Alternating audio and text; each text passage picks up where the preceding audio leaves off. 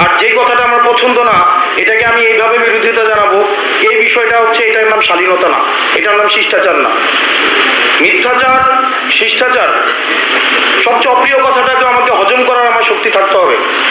হজম করার শক্তি যদি আমার না থাকে, আমাদের যে সাম্প্রদায়িক সম্প্রীতির কথা বলছি, পরমত সহিষ্ণুতার কথা বলছি, গণতন্ত্রের কথা বলছি, সেটা কখনোই সম্ভব না।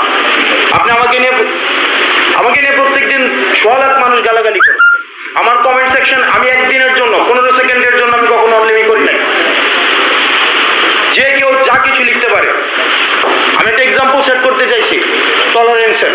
এখন আপনারা যদি এত ইনটলারেন্ট হন, এটা তো হচ্ছে আমাদের জন্য খুবই লজ্জাজনক বিষয়। আপনারা বলতে পারবেন কি ওই পর্যন্ত।